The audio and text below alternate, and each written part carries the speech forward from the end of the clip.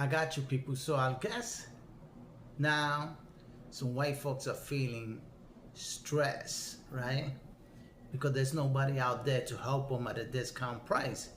Being that you wanted all these migrants to go back where they came from, being that they came from right here in North America, South America, Central America, as you know, is all one piece of mass land. The only thing, the ones that came here that took over split the lands into territories of state and put people to govern these states.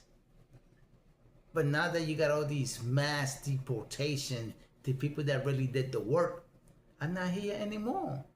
And now you have to work for that labor that is out there that nobody wants to do. Because nobody wants to do that labor. Supposedly, the migrants that you hated, that was taking your jobs, that you don't want to do, are back home. Right? Now, there's nobody here in America that wants to do their jobs. Not even the ones that are crying for jobs want to do these jobs. And now you're complaining. But there's another thing that is happening, right? Your government, the one that you so praised, that is good to you because you're white folks, now you got to work until you're 64 years old. Now, how you like that?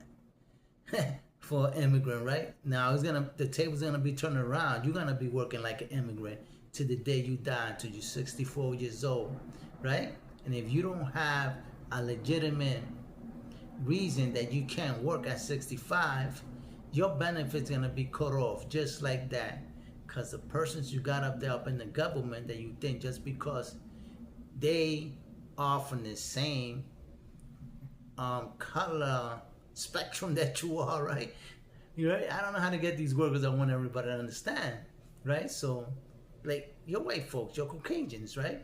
You'll stick together, you think you're the superior race, but now your race is diminishing because most of your health is bad, right? You're on medication all the time.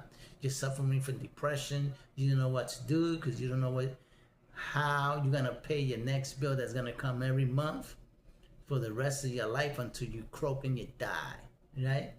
You're gonna have to be eating medication because you ain't gonna have money enough for food. Either you want food or you want medication. Either way, you cause your own nail on your own coffin, right? You're gonna have to build your own coffin and get your own nails and bury yourself because there ain't nobody gonna be there bringing that coffin down for you and throwing that sand. So you mess yourself up, people. And right now, you the most hated people in the world. People might not say it, but in their mind, people hate Caucasian people. Even Chinese people people that they don't even speak because they don't want to get by. Even the Jewish people hate the white people themselves. Even white people hate white people. They just don't say it because they don't want to be labeled as traitors. But some white people wish they just can get out and put a bullet in their own white people's head. And you're not gonna get saved. Everywhere you go, you being labeled as troublemakers, and they're throwing you out. They threw you out of Mexico.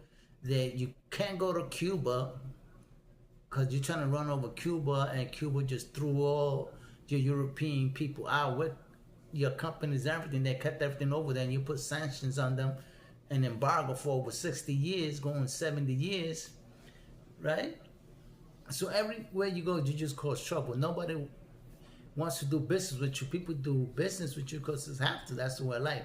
But deep inside, they just wish they just could grab you and choke you to death right there where you stand. Nobody likes Caucasian people no more. Not even Europeans like the whites here in America, right?